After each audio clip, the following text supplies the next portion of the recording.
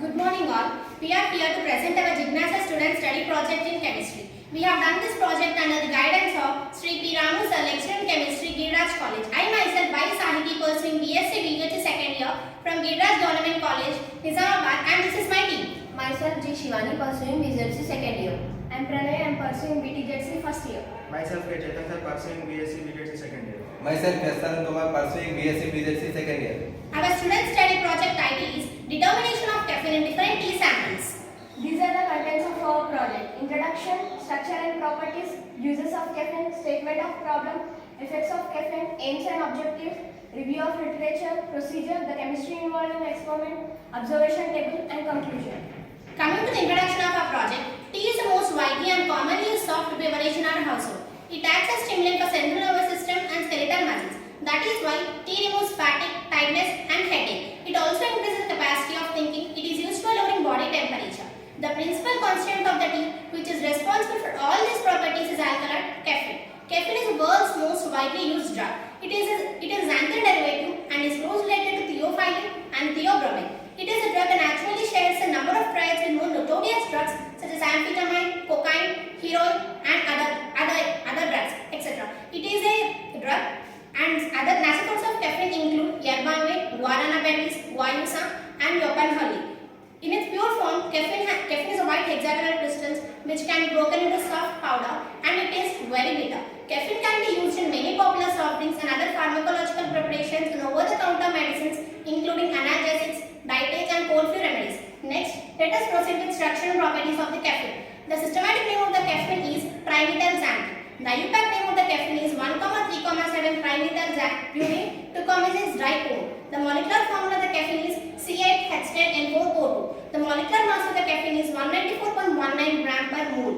The melting point of the caffeine is 238 degrees Celsius and the boiling point is 178 degrees Celsius. Caffeine is formed by fusion of two rings, that is pyrimidine-dione and imidazole. Pyrimidine-dione is a 6-member ring with 2 nitrogen atoms in it, and imidazole ring is a 5-member ring with 2 nitrogen atoms in it. Today there are several methods for determination of caffeine in different tea samples and other beverages. The most widely used method for determination of caffeine in beverages include various analytical techniques such as high pressure liquid chromatography, infrared spectroscopy, Raman spectroscopy, and Kepler electrophoresis. Now coming to the uses of caffeine. Caffeine is used to lower the risk of Parkinson's disease. It is used for weight loss and it is used to treat migraine and asthma attacks. Now coming to the research problem. Caffeine is used as a food additive in different food sources such as tea, coffee, and caffeinated beverages. Caffeine is mild central nervous stimulant. Originally, it was thought that caffeine is responsible for the exemplary taste and flavor of tea. But caffeine is a white, tasteless crystalline substance. Therefore, the presence of caffeine does not affect the taste and flavor of tea. Up to 400 mg of caffeine is regarded as to be safe for consumption. Excess amount of caffeine consumption more than 500 mg to 600 mg causes adverse effects on skeletal, nervous system and cardiovascular system of human body. Now coming to the effects of problem. It is psychostimulant. It is also used to cause adverse effects on body such as muscle degeneration and muscle breakdown, whereas the muscle fiber directly enters into bloodstream causes kidney failure.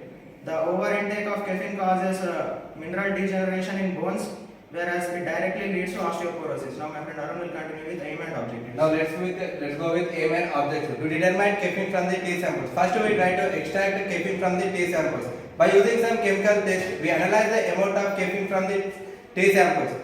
At last we validate the efficiency of the extraction method. Now let's go with review of literature. During the financial year 2021, the consumption volume of tea in India is approximately 1.1 billion kilograms. India is the second largest producer of tea in the world after China. In India, majority of tea production comes from northeastern region of our country with Assam and West Bengal. The state of Assam is the largest production of tea.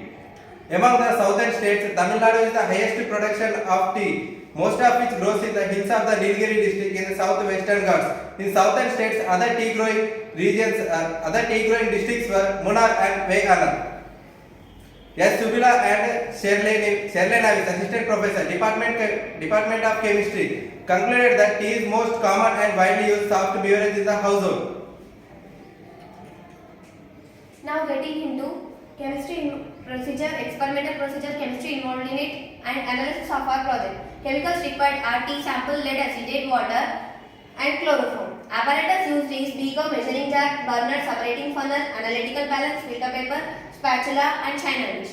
Getting into procedure, 20 grams of tea leaves were taken in a beaker and 300 ml of water was added to it and kept for extreme boiling. After boiling, the filtrate was separated from the mixture and 60 ml of 10% lead acetate was added. It was observed that a curdy brown precipitate has been formed. So we kept on adding lead acetate till no more precipitate was formed, and the solution was kept for boiling until it became 100 ml in quantity.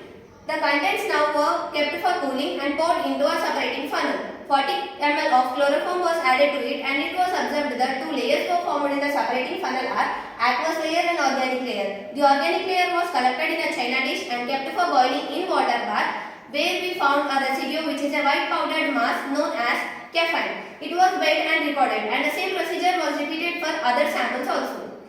The chemistry involved in our experiment is caffeine is partially soluble in water and extremely soluble in chloroform.